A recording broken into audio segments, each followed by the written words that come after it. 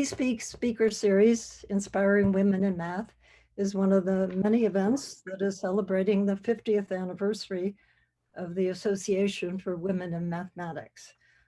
So today, our member of the committee, Magdalena Luca, is going to tell us about her work using data science to model viruses. Magdalena was born in Romania and as a young girl participated in math Olympiads where her mathematical talents were first recognized.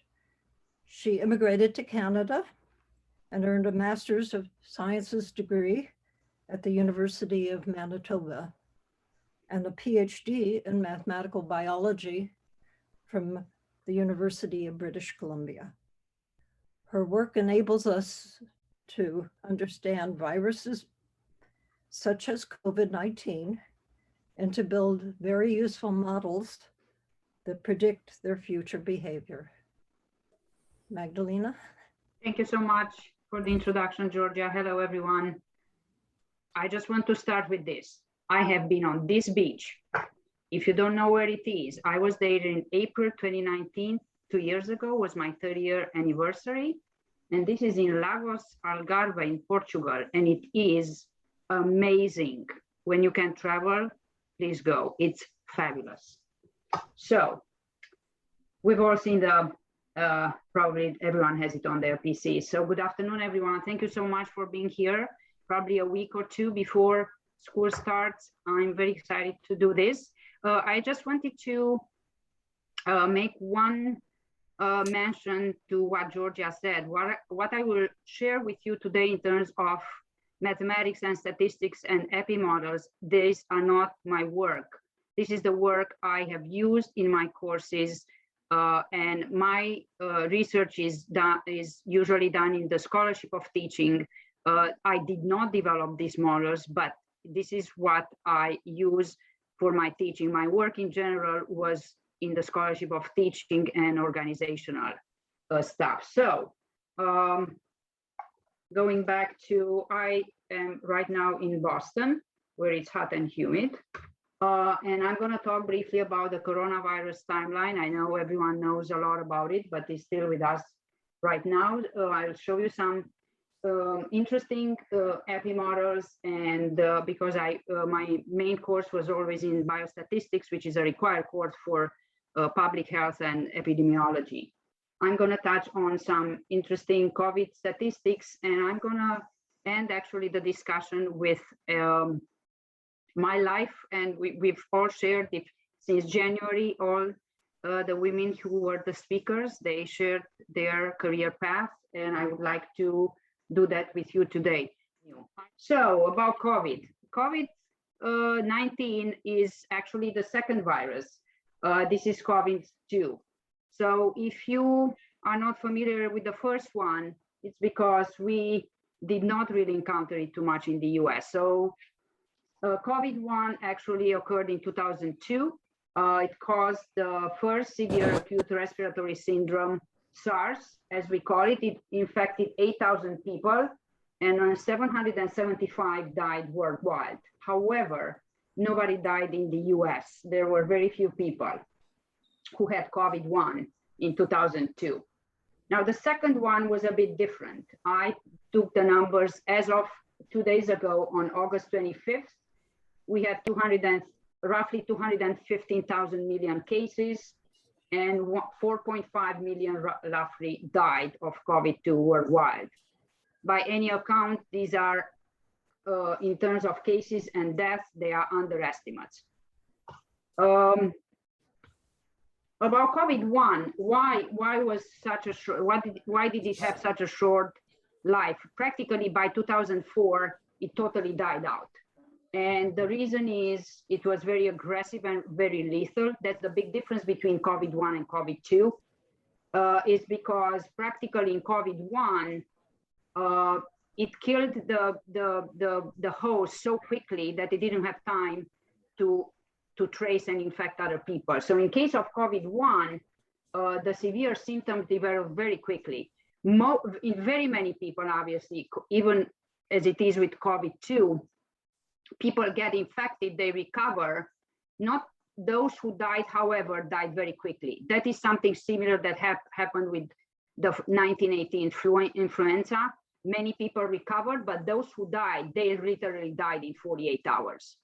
So that is something very interesting. As I said, in the US, COVID-1, we only had 30 cases, as you can see, no death. And if we try to think about what's happening with COVID-2 and why is it we still have it, and the numbers we have right now are quite high, is what does a virus want to do? Has only one plan. Viruses do not like to kill people, absolutely not. Viruses have only one goal, to reproduce. The more, the better. That's what they want, just like in any animal kingdom. Reproduction is their main purpose. So they really like to reproduce, to infect as many people as you can. So obviously, not having susceptibles, not having people to infect would be very efficient. However, in COVID-2, as we know, it transmits through the nose or the mouth. And what happens is that this is the big difference between COVID-1 and COVID-2. It takes quite a few days to have any symptoms. So the innate, what we call the innate immune system here, is really the immune system that doesn't recognize what the virus is. So the innate immune system works, it just knows something's going wrong in our body, let's try to fix it. They don't know if it's chickenpox, if it's flu, if it's the cold, if the herpes, has no idea. The innate immune system, we all have it, it will have a response 0 to 3 days, but then COVID is not, COVID doesn't get fixed by the innate. So then the adaptive one kicks in. So this really adapts to the virus. This is why most people have, if they have symptoms, they will usually show them within 5 to 7 days of acquiring the virus. Now, COVID-2 is extremely efficient at infecting people. You have no symptoms, and the highest viral load is before you show any symptoms. So exactly before you have symptoms and you know you have something, you're going to infect most people. A virus that is similar is the chickenpox. You don't have any signs, and it's really high virus load. You can really infect people. That's how the chickenpox, which is extremely virulent, also transmits. So in COVID-2, the genome, obviously, like in any other genomes, is a strand of the RNA of roughly 30,000 bases. It's a base of a pair compounds, that building blocks between RNA and DNA. And the second bullet that you see there is very important. When viruses replicate and when they reproduce, some mutation can really damage the virus. And this is where COVID-2 is amazing, because it has such a long base, which is very unusual for such viruses. And I will show you immediately a graph. Because it has a very long genome, it is very good at correcting its copies. So it's very good at doing this kind of replications. Any questions so far? So just for a comparison in genome length, you can see it's usually many have, they stop around 20,000, many of the viruses, and they are really virulent. You can see HIV, Zika's there, the flu, Ebola. SARS-CoV-2 has 30,000, which is extremely long, very unusual, and this is why it's very good at replicating and infecting people. If you know anything about Ebola, it's very virulent. People usually die within 72 hours, and the death rate is between 70 to 90% if you get infected. So, but we do have a vaccine for it. It was done in 1995, I believe. But it is a very different one. So we know how it transmits, obviously a lot through air. So I wanted to just briefly talk about some epidemiological models, and these were done in different universities. They obviously, epidemiologists use them a lot. Many of you, we all heard about R0, the basic reproduction rate. We have different ones for different infections. Some could be much higher. So this is really, the R naught really represents how many people, if I'm infected with a disease, how many people will I infect? So it is the mean number of infections that can be generated in a population with susceptibles. So this is obviously influenced by with how many people we get in contact, the chance of infection, the period of infectiousness, and obviously you have you need an R naught above 1, just in anything in risk ratio, so that this is practically a risk ratio. If it's above 1, you have a risk increase. It's below 1, that's when it's going to have a risk decrease. So in what we're talking here about is that's what we would like to reach, herd immunity, because the R naught will be below 1. So the initial R naught that we had in March 2020 was between 2.3 to 2.7. The next one, the alpha variant, was between 4 and 5. The delta that we have currently around the world and in the US is between 5 and 8. So it is extremely, has a very high R naught. So practically, once you get a delta, if you're infected with the delta variant, you can infect 5 to 8 more people. The bad news that came out in the couple of months, and of course this is ongoing, is the fact that those who are fully vaccinated will transmit. They have a very high load of the virus, even if they do not get sick. And this is the problematic, because those of us who are fully vaccinated, I'm fully vaccinated since April 20th of this year. Those of us who are fully vaccinated, we can get sick we can get infected. We might not know we're infected, but we carry very high loads of the virus and we can infect others. So it came out just while I'm still on this model, just this week, we have there is an interesting clinical trials going on where they actually, a lot of companies are trying to develop nasal spray.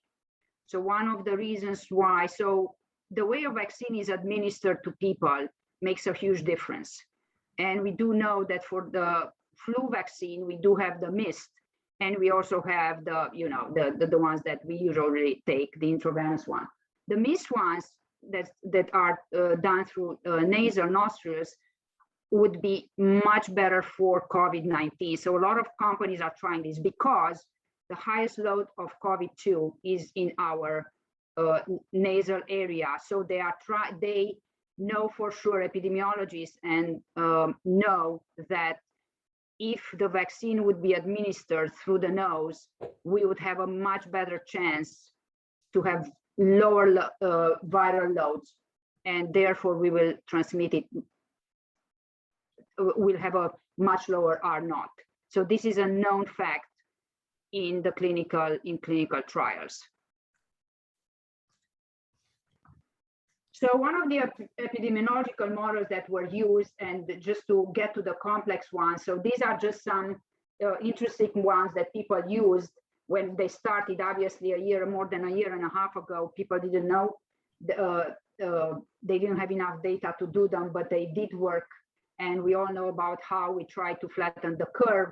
So one of the basic model is the SIS model, the susceptible infections, and you can see in these kind of models, and these exist as an example, are our common colds, the STDs, that just because you had a cold, it doesn't mean you won't get it again. Same with STD, it's recurrent, you can get it over and over again with different strains and so on.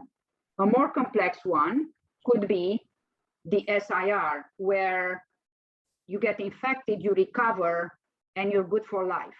Example of such diseases where this model applies is that when you gain full immunity is the measles, the mumps, the rubella, pertussis. A bit different is, and it doesn't fall into this category, one of my favorite viruses, chickenpox. If you're old like me, then you know that you can get shingles, which I did. I had the blessing of getting shingles at the age of 42 while traveling in Europe. It was fabulous. And I did take the vaccine, the shingles 2 years ago. It's very good. But the chickenpox doesn't fall here because even though you have full immunity to chickenpox later in life, once you have chickenpox, you're going to develop very likely shingles. So the more complex one, and the last one I will share, is the COVID-19 that actually epidemiologists used to model and try to help with the COVID recovery. And that is, there are different models with different dynamics that they get very complex. And this is the SERIS model, where you're susceptible, you get exposed, you get infected, you recover. But we all know, slowly in the last few months, again, we now know that our immunity to COVID has decreased, and there's the discussion about boosters. So obviously, a lot of people, it's going to be, unfortunately, it's a very long process. We'll probably need at least another half a year, if not more.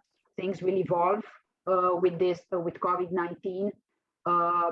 And the biggest problem, obviously, we do know, are the variants here. So before I will share some statistics, I did want to talk about one of the issues that we have in public health and how we responding in our country to the COVID pandemic.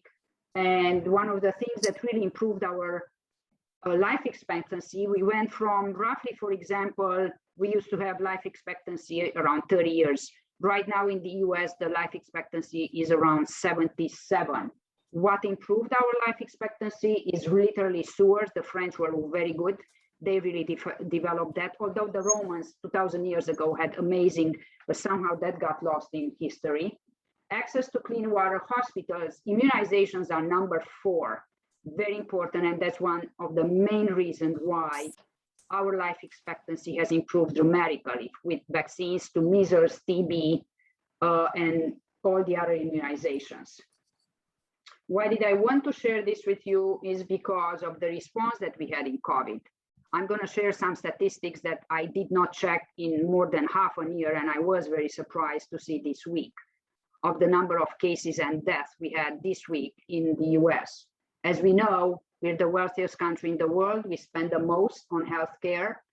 The OECD country include 37, the OECD group organization includes the 37 most developed countries and richest in the world.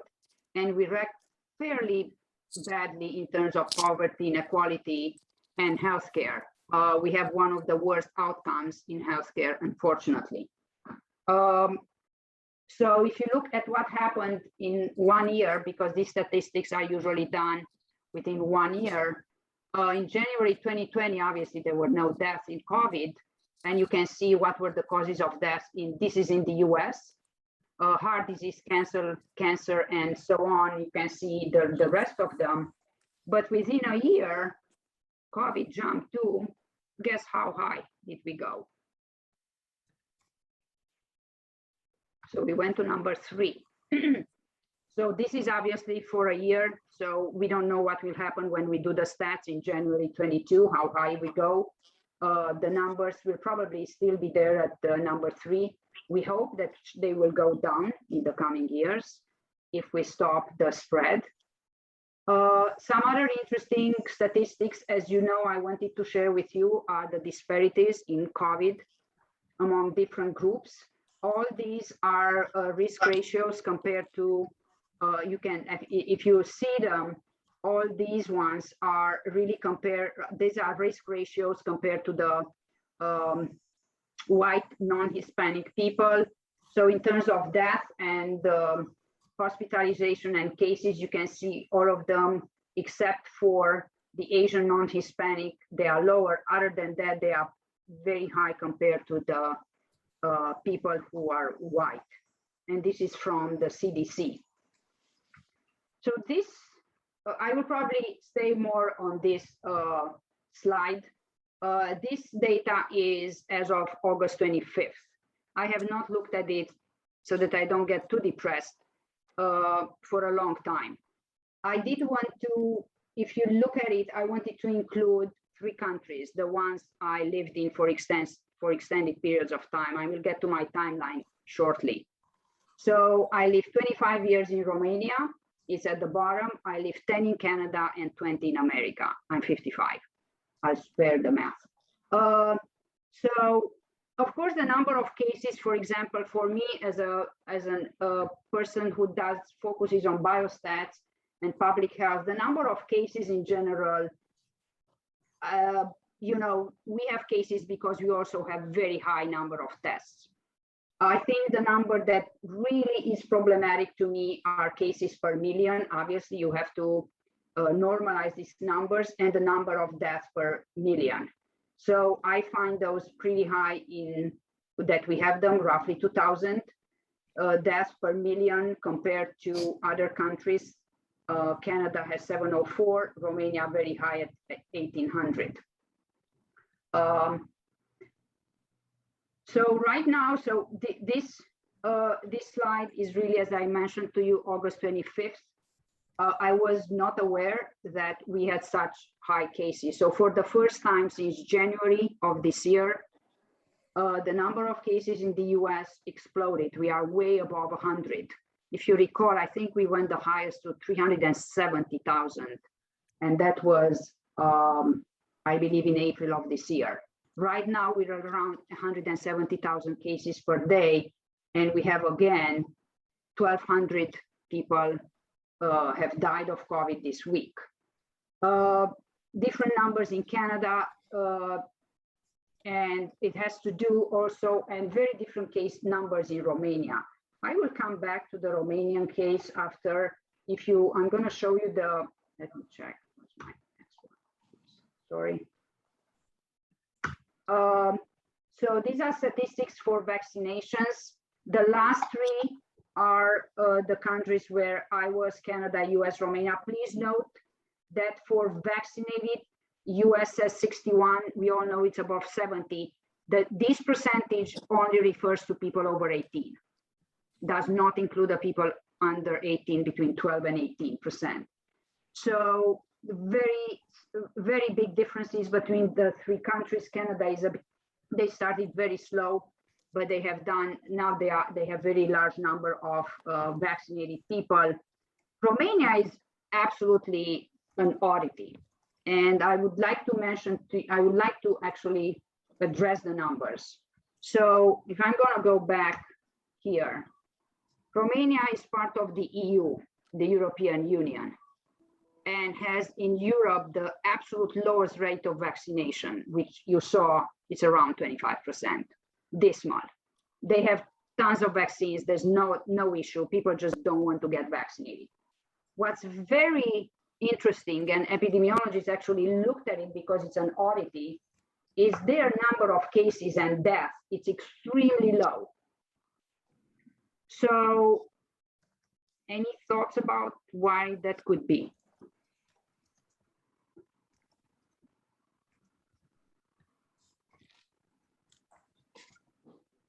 Population density? Yes, you're right. So to give you a reference, Romania in size is roughly the size of Pennsylvania as a state, population 20 million people, so pretty high. Canada has 33 million, so huge difference. So it is believed that practically all my friends, I come from a very big city, practically everyone I know had COVID. We lost a lot of parents to COVID, but my friends, everyone I know, they had COVID.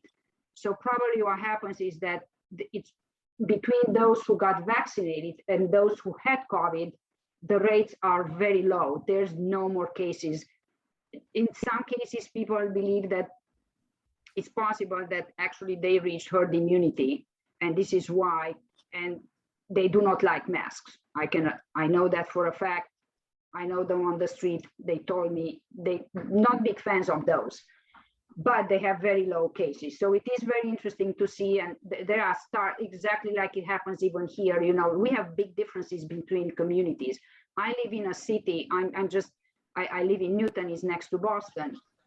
The city of Newton has 99% vaccination rate. That is what we have in everyone over 12. So very high rates. But it it really depends on so many factors what happens here.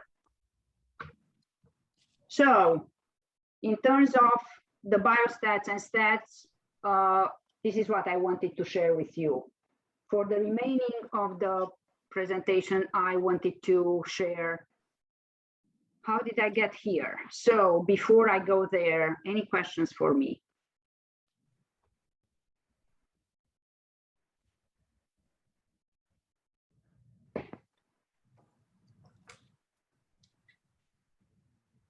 Okay, I hope you find it though interesting. So I wanted to share with you I have some notes though,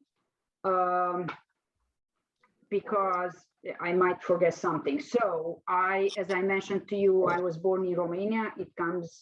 That is in Eastern Europe. I'm really, it's in the middle of the country where the red dot is. Fun fact is that I was born and raised 15 minutes away from what everyone knows as Dracula's Castle. Until I moved to Canada, I never heard of Dracula's Castle. It's sort of a legend. I knew about the place, but we call it totally differently. But when I came here, I was asked, so do you know about it? And I said, no, I don't know about it, even though I visited many times. So next, so I lived in many places. I obviously went to Vancouver first. So in 1992, as I said, I was born there. I was trained to be a math teacher, and I did teach at middle school and high schools, and I specialized even in high school teaching for medical students. And I did my bachelor there in pure math. And with my husband, I left for Canada. I went to Vancouver in 1992. During my time in Romania, as you might know, 1992, I was a communist country, Romania. Communist fell in December of 1989. Romania was ruled by Ceausescu. If you've ever heard of him, was one of the harshest communist regimes among all European countries. The 80s were when I was in high school and undergraduate. Therefore, I remember them vividly to this day. I'm not going to get into sob stories, but there were very harsh conditions. Food was rationed just like during the World War II. Eggs, oil, gas, you name it, everything was rationed. What was worse than rationed food was we did not have heating during the winter. Literally, we have 4 seasons. I grew up in a ski resort, and in the winter, we did not have heating. Like you could go for a week with no hot water. Don't ask how that was. It was a lot of fun. A lot of disease, a lot of problems. So I was there when communists fell. I stayed another 2 years, and then I moved to Canada. And in principle, I stayed there for a long time. I decided to go back to graduate school after 2 years. The first 2 years in Canada, the first year in Canada was not easy because my degree was not necessarily recognized. I was unable to get any job as a teacher. As you might know, very similar rules here. As a teacher, you have to get a license. You had to go back to school to get such a license, which I did not do. I did a lot of volunteer work to decide what to do. So my first years in Canada were very, very difficult in terms of my work. While I will not go into the details what I've done, was very,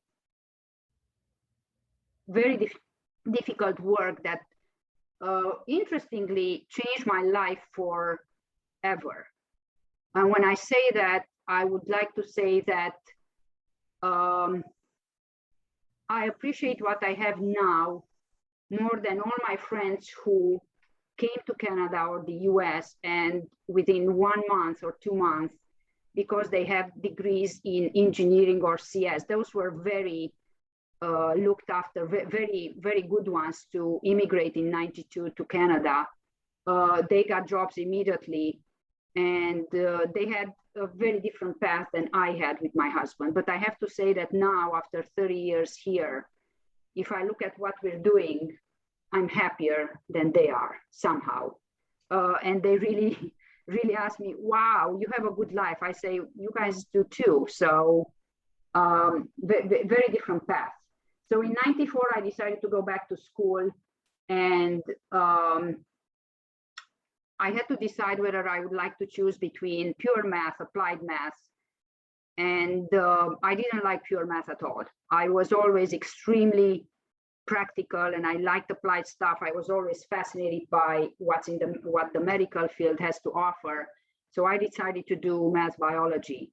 Sadly, I did interview with somebody who was doing statistics, and she suggested to me to do stats. And because I've never done statistics in my undergraduate, we did not do that. I did not know what stats do. In retrospect, I regret that. It would have fitted me much better than even my applied math that I did in both my master and PhD degrees. I had a very good time, both in Winnipeg and in Vancouver. So I know in all these discussions, and I know in our committee, since we've been working on this for 2 years, Mirieta, I'm not too sure if she's here today. She always asks, how was your experience at the beginning as a student? And I know there are students here today. Boy, I had 2 amazing supervisors. I don't think they are here, but they made a huge difference in my life. The one in Winnipeg, sorry.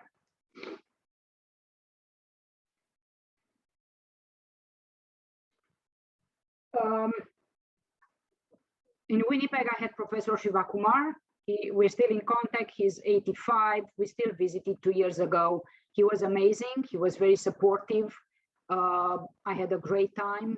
I was able to teach very quickly. I always loved it. I moved back to Vancouver, and I worked with Professor Leah Cashett, and she was absolutely outstanding. I never asked her. We're still in contact. We chat a lot. She was an amazing mentor. She was very supportive. And I did my PhD between 96 and 2000. I graduated in 2002. I was done in the fall of 2001. So 5 years. The reason why it took me 5 years to do my PhD is because I also had a child in 1999.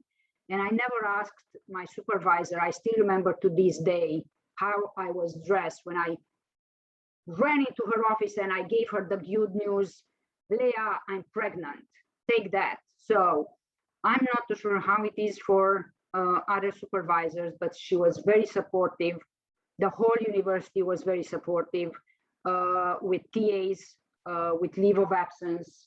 I obviously took me longer to finish my PhD, but I had absolutely great support, and I never had any problems during my graduate school. When I finished, for different reasons, my husband and I wanted to move on the East Coast, and we left Vancouver and we came to Boston. And I've been here for 20 years. It's a school that it is, obviously all our degrees are in the medical field. They are in pharmacy, and we have a lot of public health students. So I was able to do it. It's a great place.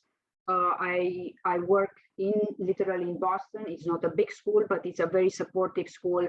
I have wonderful colleagues. So in terms of hardships, I have to say my hardships were of very different nature. The fact that I did not have family here.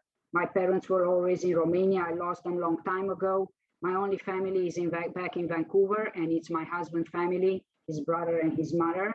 So the thing that we really miss throughout the years is family. We have friends, but we did not have family here.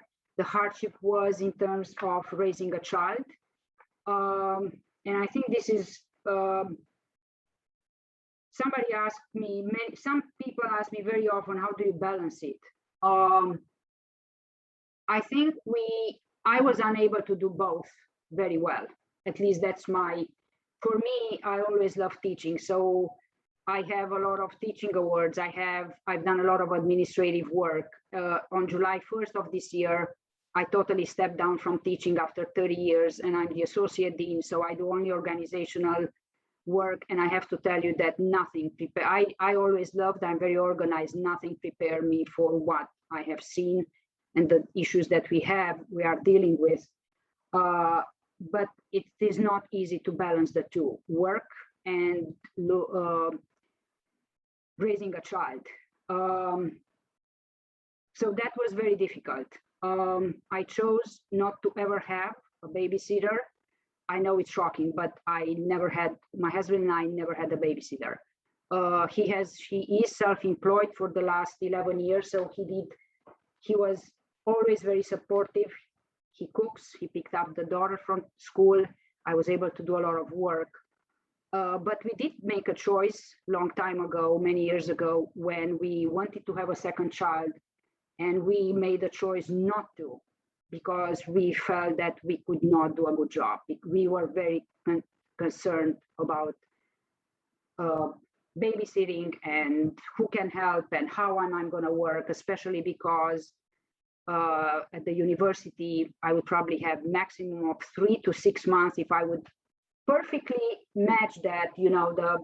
My daughter was born in April, and that was done on purpose, and I was lucky because that's how academic children are. As you know, many of them are born in April, May, so that we have the summer off. But we made some decisions, and I have no regrets in what I've done, and I do enjoy what I'm doing now. And I will probably end on the note that the luckiest day of my life was the day I married my husband, for 30 years ago, because he was extremely supportive. And the happiest day of my life was in December of 2016, when my daughter got into her first choice of a college. She graduated this year, and she's back in Canada. She just moved to Montreal 2 days ago. She's attending McGill for an MA in English, and this is excellent news. She does not care for math, never did. She's a major in English, and she chose her path, and I'm happy that she can do whatever she likes. Let's see if I have anything else here. Oh, yes. Oh, I love this slide. So I have it on my door just in case there's any confusion about how I feel about the vaccines and the earth is flat.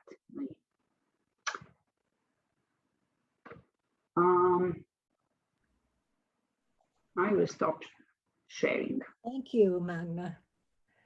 I think it was extremely touching to hear how your advisor was so supportive and really influenced your career. Yes, both of them did that. Yes. Yes. My professor in Winnipeg, yes, Professor Shivakumar Kapoor, yes, they were very, very supportive. And he actually was very interesting because I did the master's with him. And when I I looked for a PhD, I could have stayed in Winnipeg, and he wanted, they have a good math bio department there. And, but he pushed me, he said, Magdalena, go to UBC. I think, it's a good department. You might be better off there. So I had amazing, amazing people who were very supportive with everything. It shows the impact that we can have on our students and the people we advise, and amazing.